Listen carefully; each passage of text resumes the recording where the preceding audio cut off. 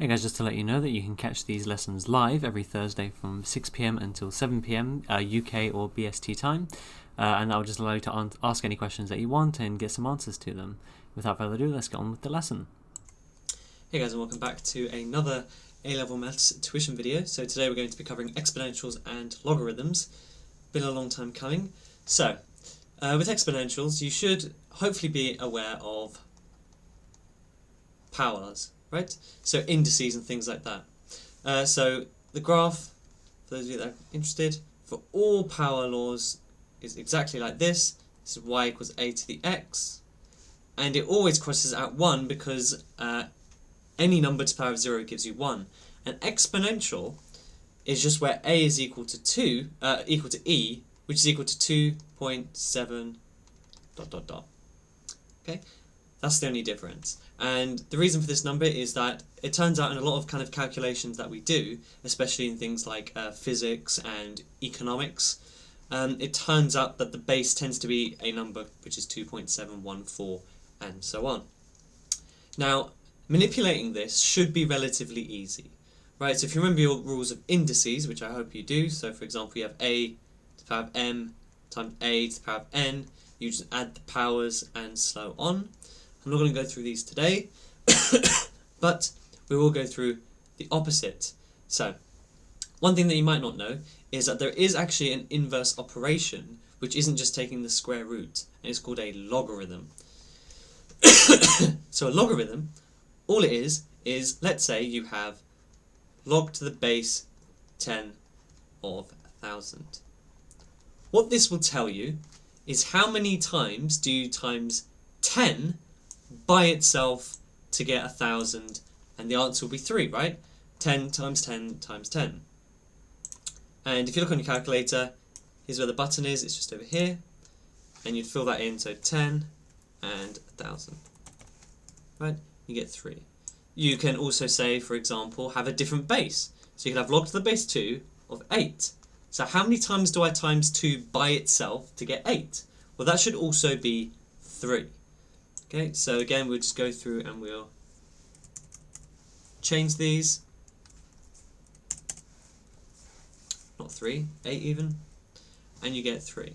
Okay, so this might not seem too useful at the moment because surely you could just kind of take a square root or something like that. However, we should keep in mind that we don't always have numbers that are super easy. So for example, what would the log of base 2 for the number 9 be? Right? This is where things can get a bit more interesting, and then of course we have algebra. So logarithms have all of their own rules associated with them, and here are some of them. So before we get started, actually, what I will say is that generally speaking, if we have log to the base 10, we don't bother writing the 10. So if you ever see log 100, that is the same as writing log to the base 10 of 100. When we work with exponentials, you're going to be tempted to have log to the base e of e squared or whatever. That is the same as writing ln of e squared. Okay, so that's just so you know for now. And again, the most important aspect of this is going to be things such as rearranging algebraic expressions. It's going to come up in integration and differentiation, and if any of you do kind of physics or economics, you have logarithmic graphs as well that you'll need to do. So it is quite an important aspect of maths, even if it doesn't seem too useful at the moment. So let's look at the rules. Now the rules here are not too bad.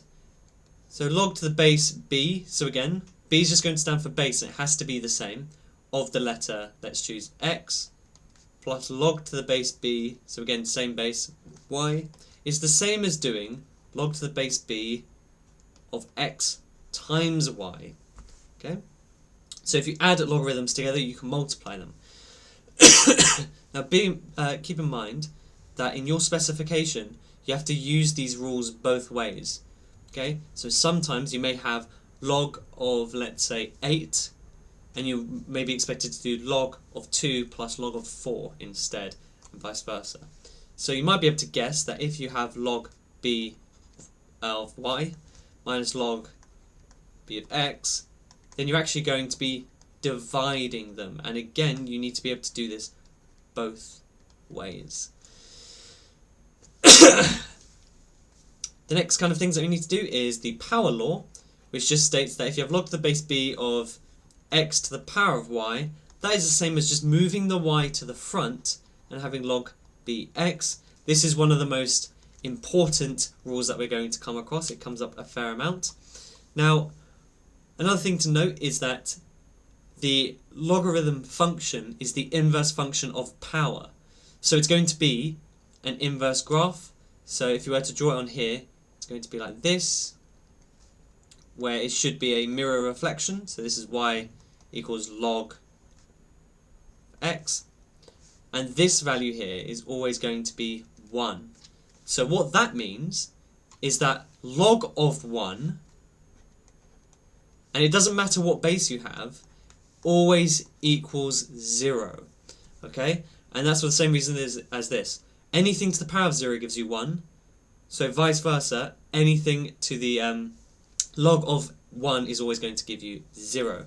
And likewise, if you have log of a base, that should give you 1. And this should hopefully make sense, right? Like if I give you an example, if I say log of 2, I'm asking how many times do I times 2 by itself to give 2? Well, just once. And that's going to be true for any pair of numbers, right? So that should hopefully be okay. The last one, actually a couple more that we're going to do.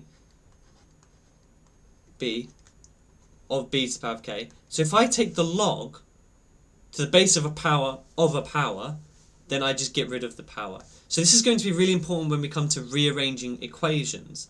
Okay, so what you'll find is you may have, let's say, 3 to the power of x.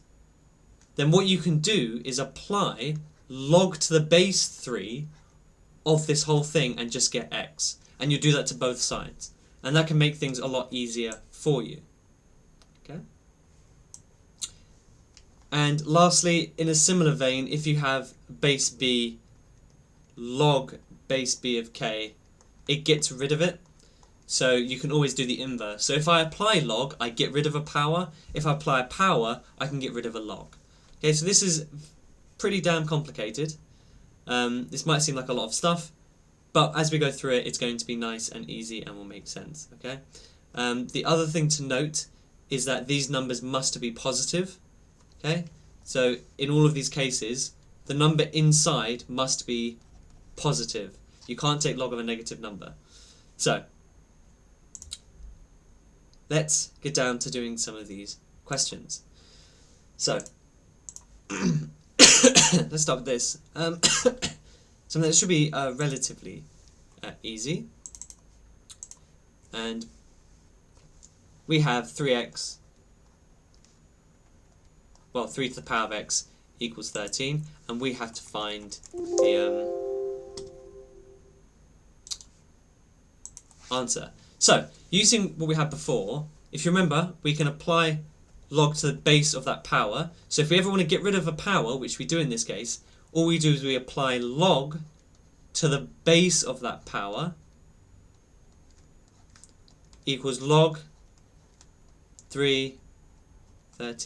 So just to give you an example or a reason as to why this works, if you remember from the power law, right, this one here, we can bring the power to the front. So now we have x. I'll only do this once, okay, so don't worry, I won't do this every single time, because this is meant to be fairly quick. Now, what did I say? Log to the base of a number, of the same number, is always 1. So how many times does 3 multiply by itself to get 3? It's 1. So it's just going to be x is equal to log base 3 of 13. So you can jump to that step straight away. You don't need to do the intermediate ones because it is a rule. But now you just need to use a calculator. 3 gives me 2.33 to 3 significant figures.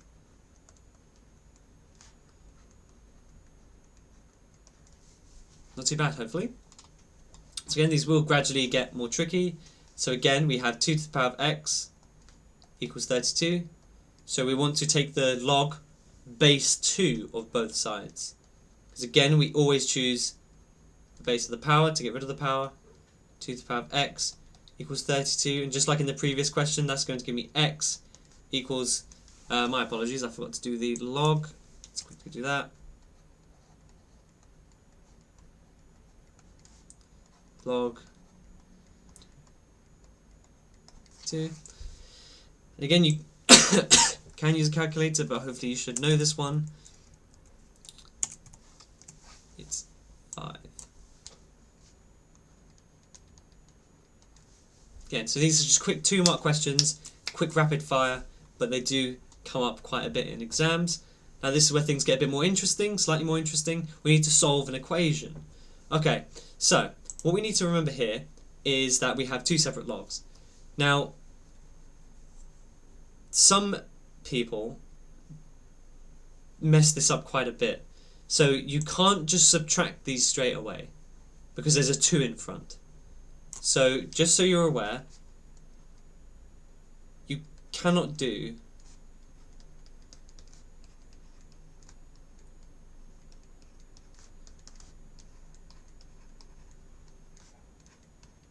that's not the correct thing. Because this 2, when we're talking about logarithms, represents a power. Okay? So we need to keep that in mind. So we need to use our rules in reverse now. So this will become log 2 x squared. Again, remember the power rule from the beginning. It's just in reverse. Minus log 2 5, and that still equals 1. So now we can use the subtraction rule, which says that if you subtract 2 logarithms, all you do is you divide them. Okay, now how do we get rid of logarithms? Well, in this previous part, we applied a logarithm to get rid of a power. So, if you want to get rid of a logarithm, you need to apply a power. So what I like to call this is raising to the base, okay? Now, I'm going to do it fully once, okay? So all I'm going to do is write 2, and then this is going to be to the power of log to the base 2 x squared of 5, okay? Now, I'm only going to do this once, because after this you should know, and again you do that to both sides, you raise everything to the power of 2. Well, the base 2, you raise everything to its own power, okay? Now I'm only going to do this once. If you remember from our rules up here, b to the power of log to the base b just gets rid of the log and the power, okay? So in this case we have 2 to the power of a base 2, so if you like you can cancel that through, and you're just left with x squared over 5 equals 2 to the power of 1, which is 2, okay? So I'll only do that once, but in general, if you just raise something to its own power, so a logarithm to its own base, it gets rid of the logarithm, okay? So, now it's just a simple case of x squared equals 10, x just equals plus or minus the square root of 10, okay? Which it doesn't say to give it any kind of decimal place or anything. But that should be it. Cool. So again, solve the equation. Keep in mind, you can't do this unless you combine the logarithms, okay? So we're adding them, which means we will times what's inside. So we have log to the base 3. X times 4 gives me 4x equals 2. And again, because we want to get rid of a log to the base 3, we're raising everything to the power of 3. I know the way I'm saying that doesn't sound right. I'm not cubing everything. I'm making 3 the base of everything and putting that to the power. So on the left-hand side, that's just going to get rid of the log. And on the right-hand side, that's just going to be 3 squared. Okay? So then 4x equals 9. X equals 9 over 4. That's it. So again, these are 4-mark questions. Really, really short. Really, really short. Okay. They shouldn't provide too much hassle. But let's keep going. They do get harder and harder and harder. Expressed as a single logarithm to the base a. So again, this shouldn't be too bad. This is like part of question 3. First things first. I can't combine unless I get rid of the power first, so the number in front of the log. So let's bring it in.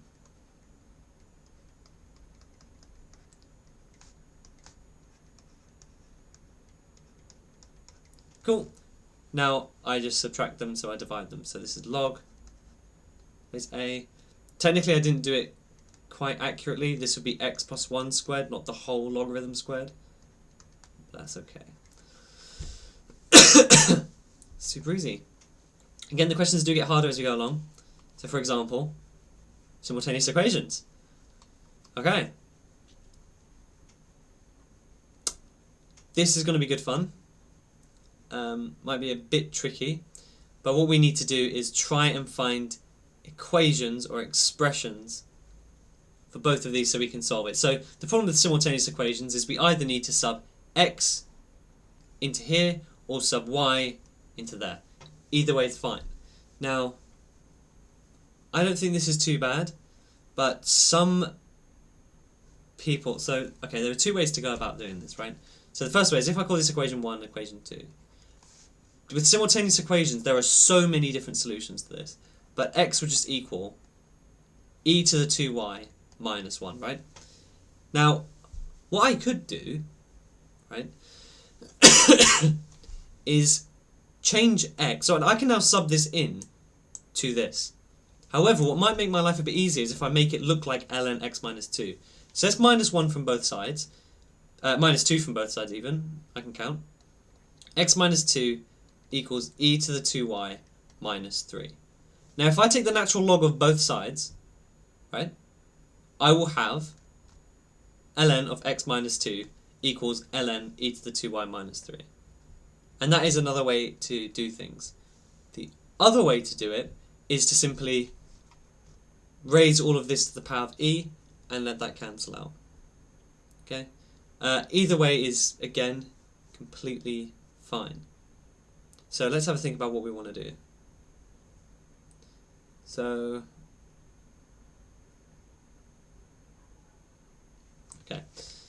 Let's leave it as this for now. Let's take the natural log. So ln x minus 2 equals ln e to the 2y minus 3. Cool. And if you're wondering why I haven't done the cancelling thing, so I haven't cancelled ln and e to the twice, because I'm taking ln of the whole thing. Okay. So now I can sub this into here. So we have ln e to the 2y minus 3 equals 2y minus 1. Okay. So we can do a few things to cancel this out. I could raise everything to the power of e, which will get rid of log to the base e. So we have e to the 2y minus 3 equals e to the 2y minus 1. Now, this is where things might get tricky. Okay? E to the 2y minus 1, if you remember your laws of powers, is the same as doing e to the 2y multiplied by e to the minus 1, right? Because then you add the powers together. Okay? Now, if I actually write out what e to the minus 1 is, it's 1 over e. So this is equal to e to the 2y multiplied by 1 over e. So in other words, it's e to the 2y over e. So let's write that out. E to the 2y minus 3 equals e to the 2y over e. Okay. So that's meant to be a y. So what we can do now is move all of the y's to one side and all the numbers to the other side. Sorry, all the e's to the one side. So if we move this to the other side, this to the other side, we get e to the 2y minus e to the 2y over e equals 3. Factorise out an e to the 2y.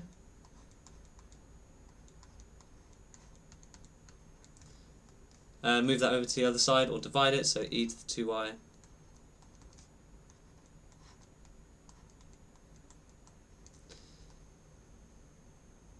And all we need to do now is take the log of both sides.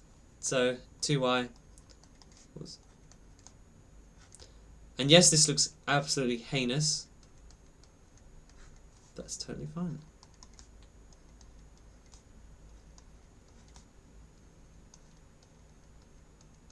Remember, e is just a number, so that should be totally fine. Let's get our calculator out. So 0.5. ln is this button here. 3 over, so 1 minus alpha e. Whoops, that's not even right. That's 1 over alpha e.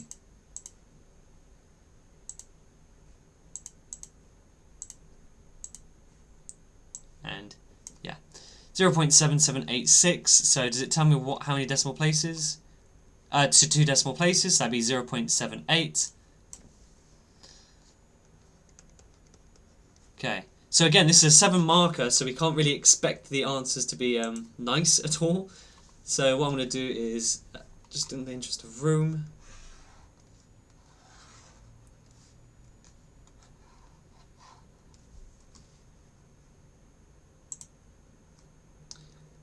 is we need to substitute to find what x is.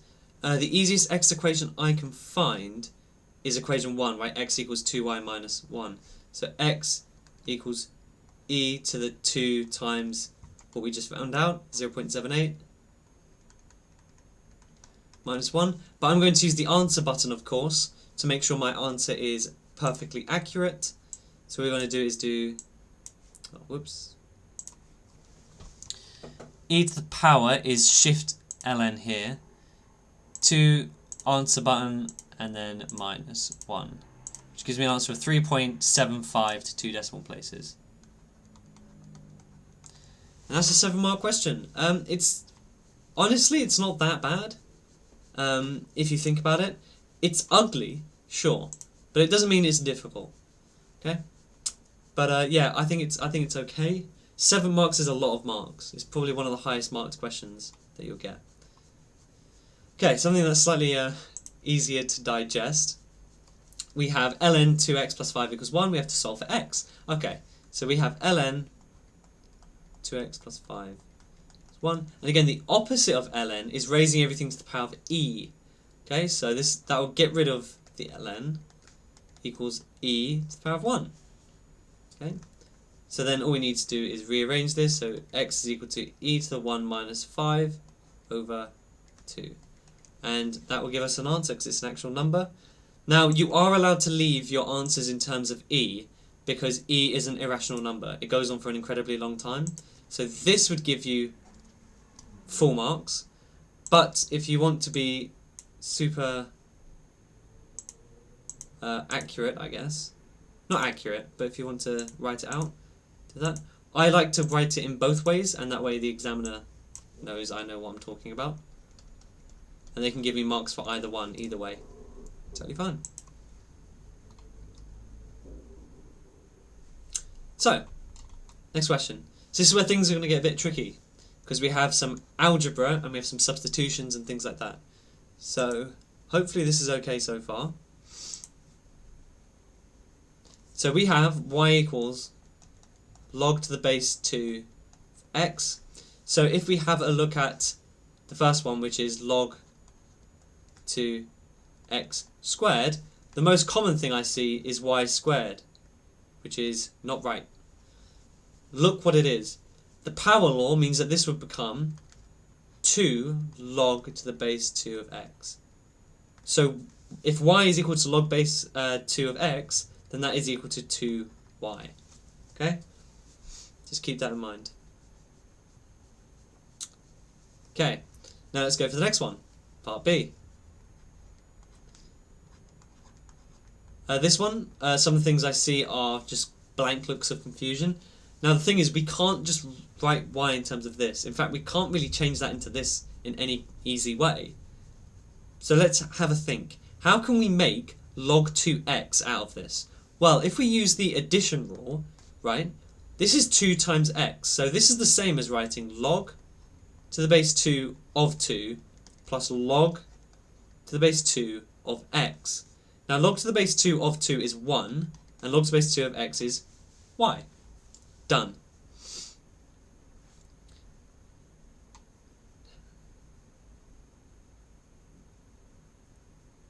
This next one is actually not on a lot of your specs anymore. It's a slightly older question.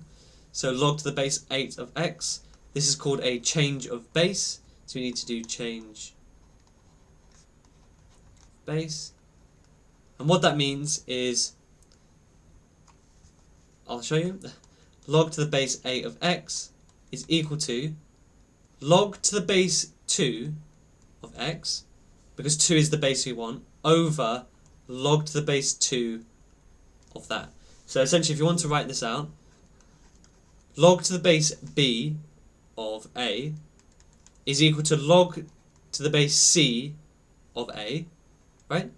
So c is the new base, over log to the base of the new base of the old base. Okay, and of course that would make y log to the base 2 of 8 is obviously 3, because 2 cubed is 8. Okay, and that will be 2 marks a pop. 6 marks in total. Not bad at all.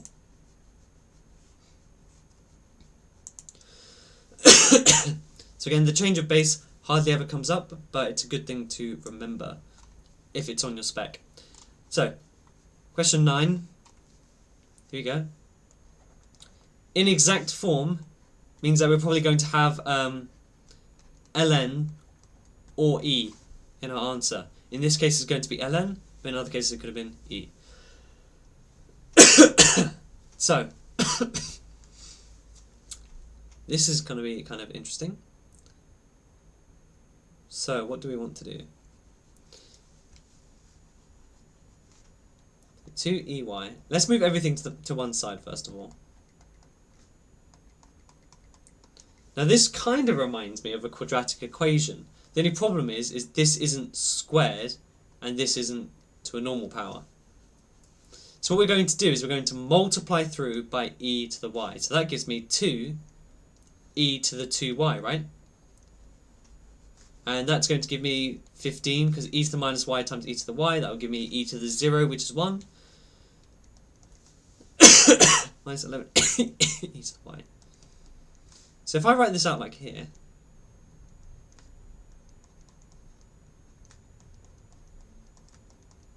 that looks like a quadratic. One way I could make it look more like a quadratic is say x is equal to e to the y. In that case, I'll have 2x squared minus 11x plus 15 equals 0. And now what you're able to do is factorize, completing the square, quadratic formula, whatever way you want to do it. But if we factorize this, it's just going to be 2e to the y, and in the other bracket it'll have to be e to the y. Or again, if you want to look at that over here, it's going to be 2x and x, and then we're going to have minus 5 and minus 3, 0. So if I flip over to here, it's going to be minus 5 and minus 3 equals 0. Really doesn't matter each way. So either we have 2e to the y minus 5 equals 0, or e to the y minus 3 equals 0. And we solve it in the exact same way. So we have e to the y equals 5 over 2. So take the natural log of both sides, we get ln 5 over 2. Again, it can't be less than 1, just bear that in mind. Or y equals, so I should say e to the y equals 3 ln 3. Okay, so again, if one of them was negative, we'd be able to discount that immediately, which can be a useful thing to do. Okay. Here we go. So this is part of the exponentials and logarithms chapter. Is they really have a big focus on what I like to call synoptic maths. So this is where maths is applied to real world situations.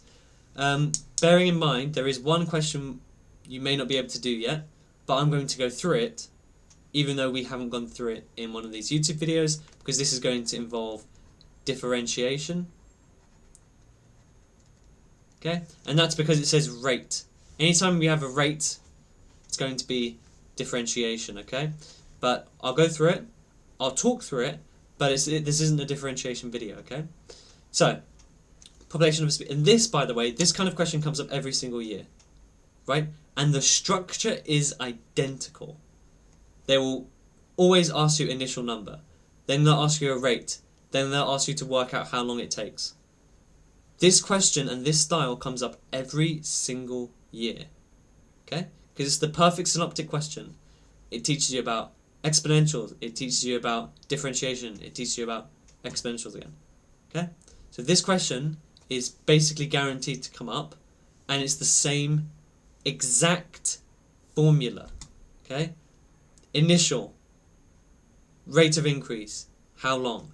That is it. Always, always, always, always, always. Part D is sometimes like a limitation. So some kind of limitation, okay?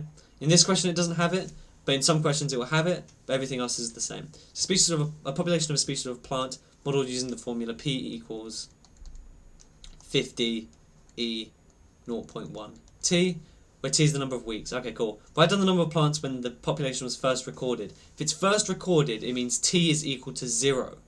No weeks have passed. So P is equal to 50 E. 0.1 times 0 is 0, so this is going to be 50. Okay? Now, here's the trick to this question. Whenever it says initial, it's always just going to be the number in front of E. Okay? So this 1 mark question is just the number in front of E. Part B says find the rate of increase 10 weeks after the population was first recorded. The first thing we need to do is find the rate of increase. So if P equals 50 E to the 0.1 T, then we need to find dP by dt. So to differentiate, so if we have y equals e to the, what should we call it, ax, then dy by dx is going to be a e to the ax. So all you do is you bring the thing forward. So here I'm bringing 0.1 forward, so we have 50, 0.1, times by the exact same thing again. Okay? So 50 times 0.1 gives me 5 e to the 0.1 t. Okay, differentiating exponentials is super easy. Now it says 10 weeks after the population was first recorded. So when t equals 10, dp by dt equals 5 e to the 0.1 times 10. So in other words, it's 5 e to the 1, which is going to be, I actually have to use a calculator for that because it's going to be 5 times e, so 5, 13.59. So does it say to 3SF? Nope, but we should probably give it to 3SF just because it's a long number. That's it, 2 marks. Okay, now part C is where things get a bit funky. So, we're looking for, find out how many weeks it takes for the number of plants to exceed 300. So we're subbing in P equals 300. And again, this structure is always the same. Initial amount, T equals 0. B, you're going to differentiate. C, you're going to sub in something for the P or whatever it is. It's always the same. Okay? So you have 300 equals 50 e to the 0.1 t. Okay, this is 4 marks, it's not too bad. We want to rearrange for t, so let's divide both sides by 50. Remember, only take logarithms if you have one number in the expression, right? If I take logarithms of this at the beginning, it's going to mess everything up. Only have one number, one exponential, that's when you take logarithms. Okay, likewise, if you want to take the exponential of both sides, right, you want one number, one exponential, one logarithm, that's it. So 300 divided by 50 is 6 equals e to 0.1 t. Now I have one number and one exponential, so I'm going to apply the natural logarithm to both sides. So ln 6 equals 0.1 t. So t is equal to, times both sides by 10 or whatever you want to do. Was that? You can divide both sides by 0.1 as well if you want. So it's going to be 10 natural log of 6. That gives me an answer of 17.9 blah blah blah blah blah. Right, now if we look at the question, it says find out how many weeks it takes for it to exceed. So it can't take 17.9 weeks, right? It's how many whole number weeks. So it takes, always round up, 18 weeks. And what I mean by always round up is if this number was 17.00001 weeks, you still round to 18. Because it's taking 17 weeks and a bit. So how many total weeks does it take? It takes the next number up.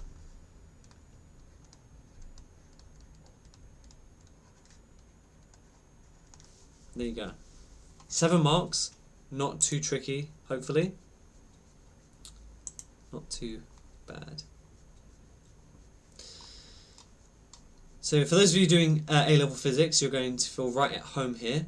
For those of you that aren't, still the same stuff. The decay of a radioactive substance is modelled using the formula n equals 1000 e to the minus kt.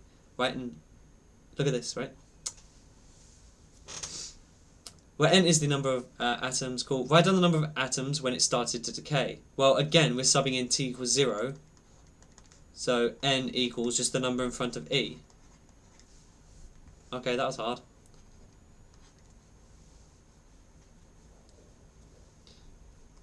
Given that it takes 14.4 years for half of the substance to decay, find the value of K to 3 SF. So in other words, when T is equal to 14.4, and again remember, it's always a substitution, right? Now, I may have led you to believe that it's always the same, but keep in mind there's always 10% unseen marks. So this is where part B was the unseen mark, or unseen question of the paper, okay? It's always substitution, but they've changed it now, slightly, okay? But normally it's always kind of same thing, right? N is half, so 500. So let's sub that in. 500 equals 1000 e to the minus 14.4 k. Okay, shouldn't be too bad. Divide both sides by 1000, I get a half equals e to the minus 14.4 k. So again, remember, we want one number, one exponential. Now we take the natural log of both sides. ln of a half equals minus 14.4 k. If you're worried about getting a negative, right, just so you know, you can't log less than 0. But if the number is between 0 and 1, log of n is always less than 0. It's negative. Now think about why. To get ln of 1 over 2, I need to take the reciprocal. So I need to have a negative power. So if you have log of a number that's less than 1, but bigger than 0, it's okay for this to be negative. Okay? So I know the reason why I'm going through this, right, is obviously when you put it in a calculator, you're going to realise that it's completely fine. The problem is that some students panic when they see they've got a negative. They're like, oh, my answer's going to be negative. That's not right. It's right. It's fine. So just make sure that you're being super aware of that. Okay? I'm going to put 0.5 instead of 1 over 2 because I'm lazy. And 14.4. And look, it's a positive number. 3 SF, that would be 0.0481. Remember, we only start counting from the first non-zero number. And then lastly, part C, I remember it being fairly easy. Calculate the number of atoms left when t equals 30. Easy. So n equals 1000 e. Now, we know what k is, right? K is 0.0481. And t, in this case, is t equals 30. So all we're doing is subbing numbers into a calculator for a mark. Right? A-level maths. So, okay, cool. So we have 1000, and then we have shift e to the minus 0.0481, open bracket, 30, close bracket, 236, and, well, hang on, actually, wait. Okay, so some students actually would leave this as 236.2.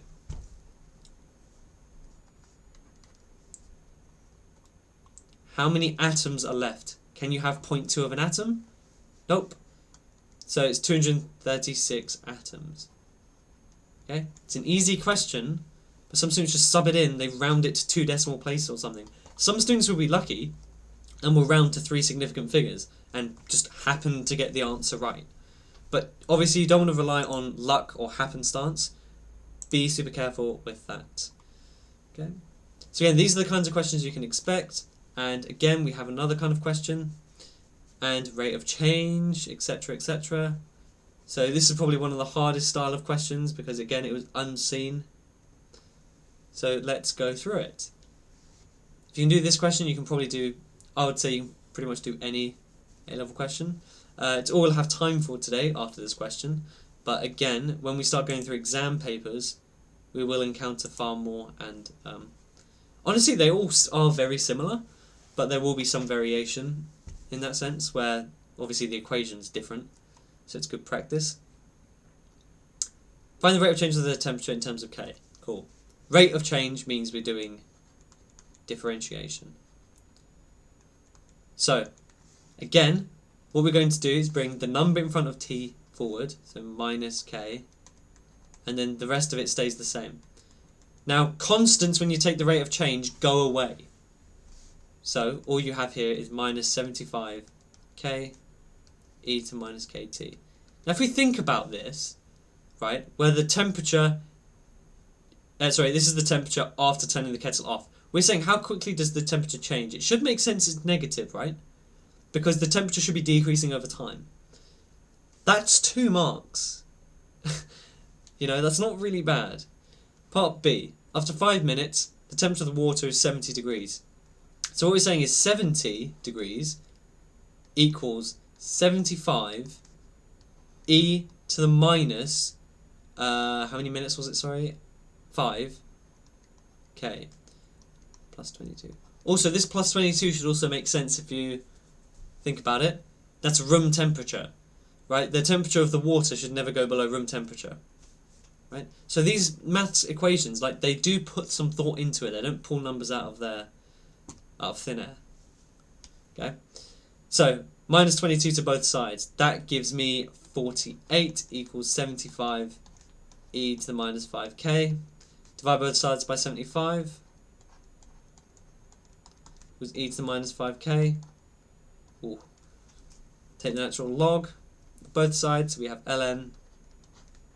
And again, the reason why it's the natural log is because my power is e. Okay? So we're taking log to the base e, which is ln.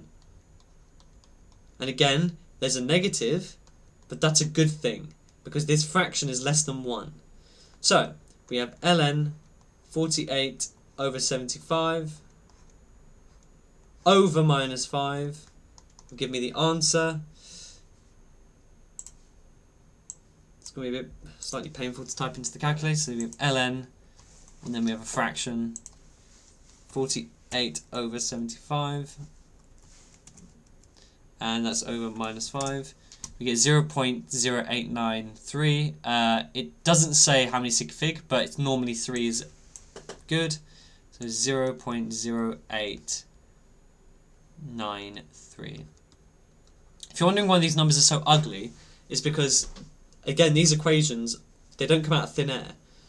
K and these constants tend to be very small or very weird numbers, right? The universe doesn't really play by our rules in that sense, in terms of having whole numbers and things like that. We're not normally lucky. Find out how many minutes it takes to cool to 55 degrees. So, T equals 55. So we have 55 equals 75. I'm just doing this based on memory, so I will check it in a second. T. So that's what our equation looks like. Good. Subtract 22, we get 33.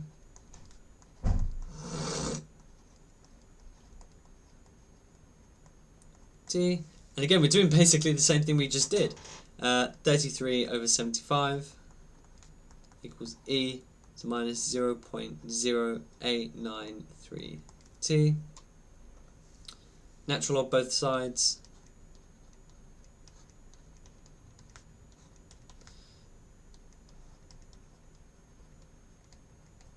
T. And then lastly, divide both sides.